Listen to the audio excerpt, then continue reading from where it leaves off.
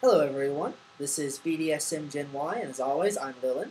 And I'm Alice. And today we're going to talk to you about titles. What are they? When should you use them? And what they mean. So, first things first, we have a small addendum that we would like to make. Go ahead, Consider Alice. it a public service announcement. I've been looking at a lot of BDSM type videos on YouTube and other video sites, particularly the ones that tout being informational rather than all about sexy women in latex being whipped to within an inch of their life. So I've noticed a trend on some of these advice columns, you might call, is to generalize BDSM and kink as all about the sex. So if you're not getting your rocks off, it's not kinky, or it's all about getting your rocks off, and you should just really consider, having a life that's outside of kink and then hiding in the bedroom or something like that. Well, that's simply not the case for some of us. Kink is not always about sex. No. It can be about sex. It can, and that's awesome. But for some of us, it really is our life, our day-to-day, 24/7 life. You don't have to get sexual pleasure out of everything that you do. Some things you just do because you enjoy them. She snuggles up with my feet. It's not because I'm getting sexual pleasure from it. It's because I like having her snuggle by my feet and she likes to be there. Pretty much. So that was the side note. Yep. Just to let you know, kink is not all about sex. Sex is not all about kink. They are overlapping. They are not one and the same. Cool. Now that we've got that straightened up, on to our subject for today, which is titles within the lifestyle. What do they mean and how to distinguish? So, first, we have dominant and submissive. Dominant submissive talks about people who are in a relationship that have a strictly negotiated contract between them that basically states, this is what I will control, this is what you are controlling, this is what I'm submitting to, this is what's acceptable, this is what's not acceptable. It's all about the negotiation, it's all prearranged, it's all been talked about between the two of them and decided on. And it's limited. And it's limited. It's limited to just what's on that contract.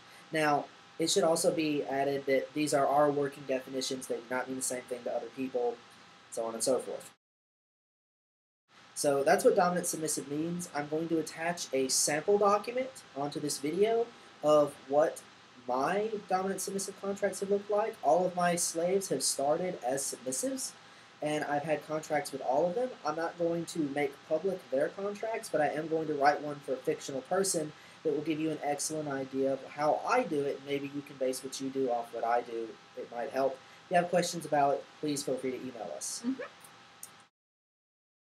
With that said, on to the next definition, which is master and slave. That happens to be the relationship that Lynn and I are in. And it is, or at least you can view it as, a step beyond dominant and submissive. It's a big step beyond dominant and submissive. So remember how we were just emphasizing limitations and boundaries in the DS contract and the DS relationship? Well, the master-slave relationship is pretty much the opposite. In a DS relationship, you set out the bounds of what's going to happen, who's going to submit to who, and how, and for how long, and then, and only then, do you start submitting. In MS, I say, I want to give up all control to you, and then he decides how much control to take. One day, he might decide everything I eat. Most days, that's too micromanaging. But he holds the right to change his mind about how much of my life he wants to control at any time. Now, it should be said that just because we're in this relationship, that doesn't mean that she doesn't have limits. And that doesn't mean that he gets to abuse me. That's correct. There are some things that when she entered into this relationship, she said, I will not do these things. I am not forbidding you to ask them of me, but if you do ask them of me, I will be leaving the relationship. So she has limits. She has very clearly defined limits that I know about. Definitely do. But outside of, I could still ask for them. And if I do, I fully expect her to walk out the door because she told me she would. And I knew that ahead of time. Everything else, no. No, everything else is fair game. There are soft and hard limits. There are things he can push. There are things I would be really uncomfortable with and he could ask me to do anyway, and he has. But they're all within the bounds of his rights as a master to ask them of me. Now, some people would say that having limits at all makes you a bad slave. I call bullshit on this one, and so does he. Everyone has limits. If you say, I'm a no-limit slave, the first thing your new master should ask you to do is amputate an arm or leg For dinner. For dinner. Everyone has limits regardless of what they are. They may be really out there. Yep. But they're still there. Yep. So also, an addendum to master and slave is master of the craft. And that's totally different. Yep. Master of the craft is basically someone who, in most cases, has been within the community and doing this since before us Gen Yers have been born. Yeah. There are people who have been at it for 40, 50 years, or in some cases less amounts of time in particular aspects of S&M. Usually they're greatly respected members of the community. They're usually pillars of the community, people who organize events, people who run dungeons, so on and so forth. They are very famous within the local communities. Typically, you'll know them on the first couple of times you go to events, and you will figure out very rapidly why they are masters of their craft. They do what they do very well. They are usually one of the few people that you will use a title for when speaking to if you are not in a relationship with them. Correct. So if there's a guy who does rope really well and his name within the scene is Rope Guy, then you would address him as Master Rope Guy. Not because he's your master, but because he is a master of rigging. Yep, and it is a sign of respect to the amount of time and effort that he has put into this. We'll talk more about what titles you may possibly use in a public context at the end of this. So next we have owner and property, which is very nebulous. And ambiguous. And vague. It's very close to master-slave. Some people use it interchangeably with master and slave.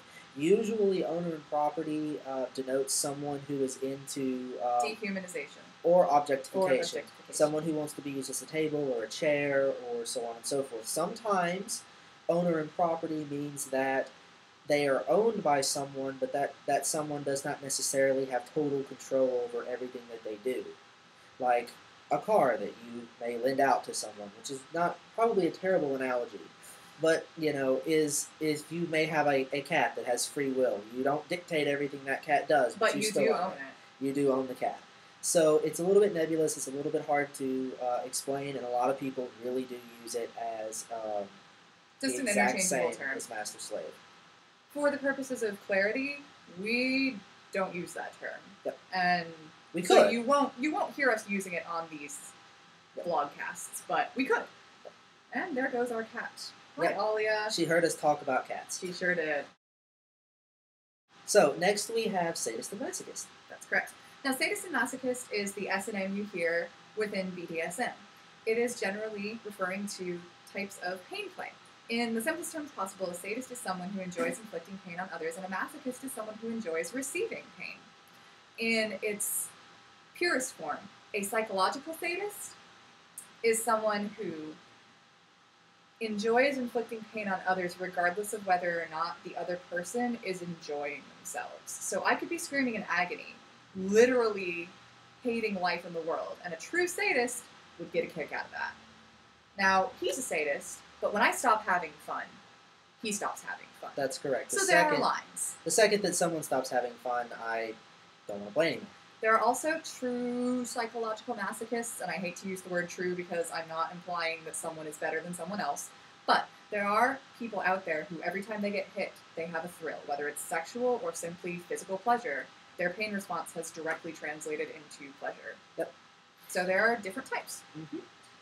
Most times you hear sadist and masochist used as a title to indicate someone like me who enjoys, inflicting pain up until the point of them not enjoying themselves anymore. And then when they stop enjoying themselves, I don't want to do anything anymore. Correct. It's important to also note that a true psychological masochist or sadist still gets to have safe words and limits. Yep. And regardless of whether or not they're enjoying themselves or not, if you use your safe word, everything stops. Yep. True sadists are really big on consent. Absolutely. Because you have to when they walk into a scene, you have to understand that they're not going to stop just because you stop having fun. Precisely.